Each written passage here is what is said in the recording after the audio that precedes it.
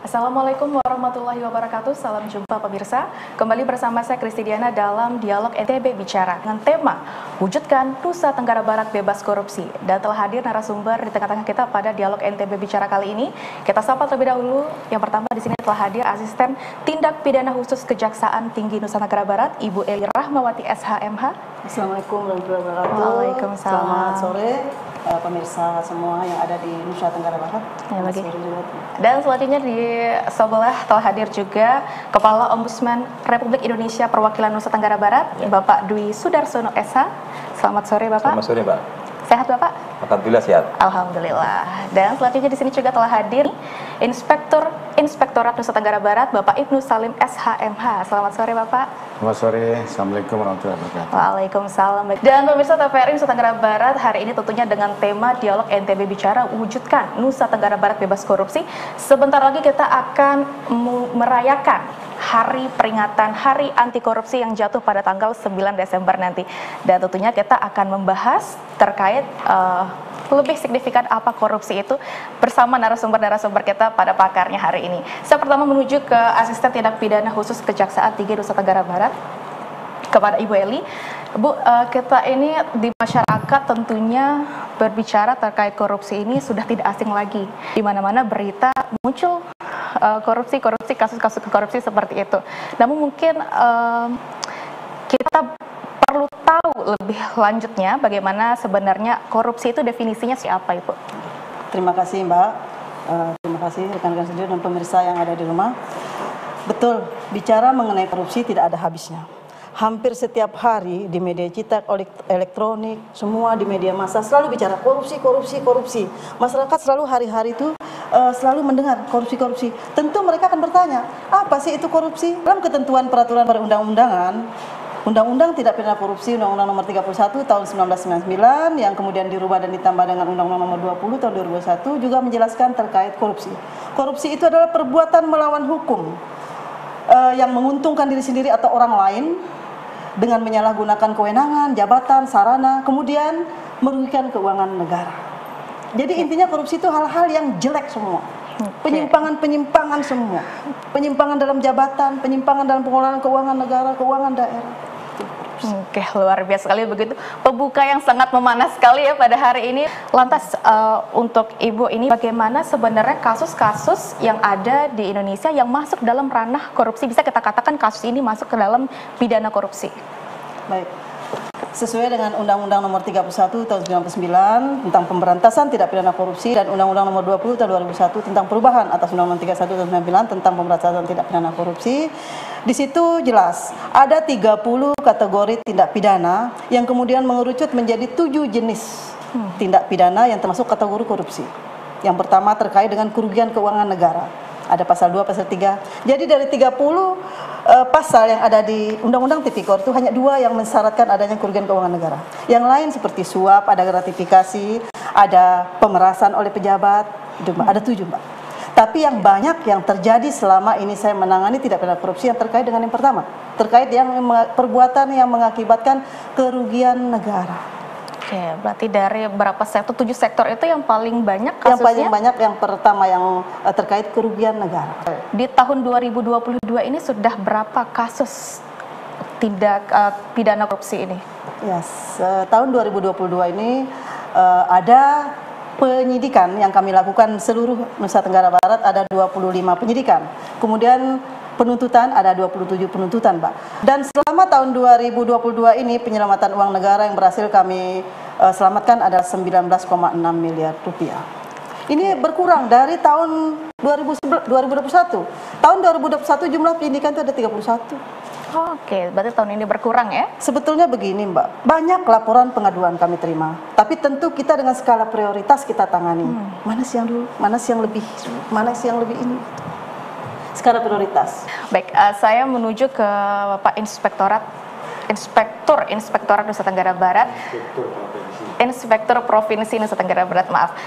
Bagaimana monitoring inspektorat terkait pencegahan korupsi di wilayah Nusa Tenggara Barat? Ya, baik, terima kasih pemirsa yang budiman. Yang pertama saya kembali ke peran APIP, Aparat Pengawasan Intern Pemerintah, yang tugasnya yang tugasnya adalah mengawasi atau membantu pengawasan penyelenggaraan pemerintahan daerah. Tugas utamanya adalah kepala daerah. Nah, inspektur itu adalah membantu kepala daerah berdasarkan ketentuan perundang-undangan. Tidak itu ada 3 tugas dan fungsi utamanya. Pertama itu adalah selaku quality assurance, ya, dan consulting. Quality assurance ini adalah memberikan jaminan yang memadai atas efektivitas, efisiensi, kehematan penyelenggaraan tugas dan fungsi instansi pemerintah. Yang kedua, memberikan layanan pendampingan, semuanya itu dalam rangka pencegahan. Yang ketiga, early warning system dan manajemen risiko. Itu jadi dalam setiap kegiatan pemerintah daerah itu yang dilaksanakan oleh perangkat daerah instansi itu, inspektorat itu memberikan pendampingan dalam rangka manajemen risiko. Artinya dalam setiap kegiatan itu, setiap perangkat daerah itu harus punya daftar risiko yang berpotensi menimbulkan penyimpangan. Selanjutnya saya menuju ke Bapak Dwi Sudarsono. Ini terkait pengawasan ya, tentunya dalam bagian penyelenggaraan pelayanan publik. Bagaimana melihat permasalahan apa yang saat ini menjadi perhatian di Nusa Tenggara Barat? Ada semacam 5 parameter ya terjadinya maladministrasi. Yang pertama, maladministrasi itu adalah perbuatan melawan hukum. Tentunya dalam konteks pelayanan publik. Nah, berbeda dengan Bu Eli. Bu Eli ini kan sebagai magistrature of sanction. Jadi lembaga yang memberi pengaruh, memberi sanksi. Tapi kalau kami di Ombudsman ini adalah sebagai lembaga yang memberi pengaruh, sebagai lembaga yang memberi pengaruh. Ya, jadi memberi sanksi, kami memberi pengaruh. Satu ya, jadi perbuatan melawan hukum. Yang kedua itu ada penyalahgunaan wewenang. Ini saya kira juga mirip-mirip dengan KPK ya. Tapi sekali lagi kami ranahnya adalah pelayanan publik. Yang ketiga itu adalah menggunakan kewenangan yang tidak sesuai dengan tujuan kewenangan yang diberikan. Yang keempat itu pengabaian hukum, ya, aturan, norma-norma. Jadi nanti ini terkait dengan kepatuhan terhadap pelayanan publik. Yang terakhir itu ada kerugian material dan imaterial. Jadi sama dengan korupsi juga. Arti aspek-aspeknya ya maksud saya ya. Jadi ada aspek kerugian material dan imaterial. Jadi itu bisa dihitung imaterial dan imaterial. Nah itu kira-kira beberapa hal yang terkait dengan korupsi. Jadi intinya korupsi itu sebenarnya juga salah satunya adalah berangkatnya dari praktek maladministrasi. Oke, baik. Dan sudah berapa banyak mungkin kasus permasalahan yang sudah masuk menjadi perhatian Ombudsman ini sendiri? Tahun ini kami melakukan, tadi kami ini kebanyakan ada dua hal yang kita lakukan ya. Yang pertama adalah penyelesaian laporan masyarakat. Nah ini kemarin kita sudah melakukan menerima laporan sebanyak 230-an ya kasus laporan selama tahun 2022. Jadi penyelesaian laporan. Yang kedua itu pencegahan sebenarnya. Jadi pencegahan itu salah satunya adalah tadi disampaikan oleh Pak dari Inspektorat tadi. Jadi kita juga sama, kita juga melakukan deteksi dini. Jadi misalnya di sebuah lembaga negara atau lembaga pemerintah yang beri pelayanan publik itu sering kali terjadi pelanggaran gitu ya. Nah, biasanya kita deteksi ini jangan-jangan ini apa namanya terjadi seperti itu ya. Nah, itu yang kita salah satunya adalah aspeknya itu. Baru kita dalami, kita survei macam-macam.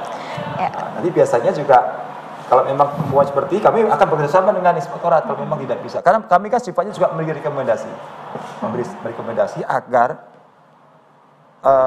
dilakukan perbaikan pelayanan publik. Bahkan bisa juga misalnya rekomendasi kita kembalikan uang. Gitu Pak, sama. Nah, ketika tidak melaksanakan misalnya ya, itu baru kemudian kami bisa bersama dengan Inspektorat seperti itu. Tugas yang cukup berat ya. Nah, satu lagi penting. Jadi sasaran yang kita awasi, ini banyak masyarakat nggak tahu soalnya ya. Lembaga, pemerintah dan lembaga negara. Satu, BUMN, BUMD, ya, termasuk swasta dan perseorangan penyelenggara pelayanan publik yang mendapatkan pendanaan dari pemerintah, baik sebagian maupun seluruhnya. Jadi memang aspeknya kita luas untuk objeknya gitu, subjek yang kita tetap menjadi pantuan pengawasan dari ombudsman itu sendiri ya. Banyak apa namanya banyak objek yang bisa kita lakukan. Baik, ya saya kembali ke Bu Eli lagi. Apa dampak-dampak yang muncul dari tindakan korupsi ini sendiri, Ibu? Ya, sebelum kita ke dampak ya Mbak, mungkin saya mesti menjelaskan dulu terkait dengan tugas pokok dan fungsi kejaksaan di dalam pemberantasan tindak pidana korupsi. Terkait pemberantasan tindak pidana korupsi itu ada di dalamnya itu tercakup dua. Ada pencegahan, ada penindakan. Tugas kami di kedua-duanya ini ada pencegahan juga, penindakan juga. Di pencegahan juga kami juga koordinasi dengan stakeholder, dengan inspektorat juga, dengan ombudsman juga. Nah, di pencegahan ini adalah antara lain tugas pokok fungsi kami itu penyuluhan hukum. Mensosialisasikan terkait apa sih korupsi itu, supaya masyarakat tahu korupsi itu apa, bahayanya apa, akibatnya apa, dampaknya apa, bagaimana bahayanya untuk kehidupan masyarakat, kehidupan perekonomian masyarakat. Itu sosialisasi. Lalu kemudian penyuluhan hukum dilakukan oleh kejaksaan juga ke sekolah-sekolah supaya kita memberikan pendidikan anti korupsi sejak usia dini. Contoh di sekolah-sekolah SD, SMP atau SMA, salah satu tindak pidana korupsi masuk kategori korupsi itu antara lain ya perbuatan penyimpangan ya, yang licik ya, contoh nyontek.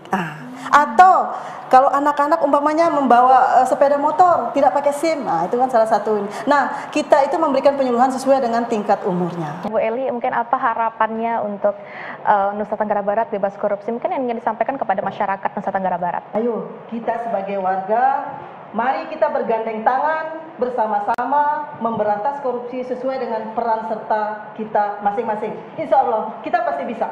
Pasti bisa ya. Amin, amin, amin.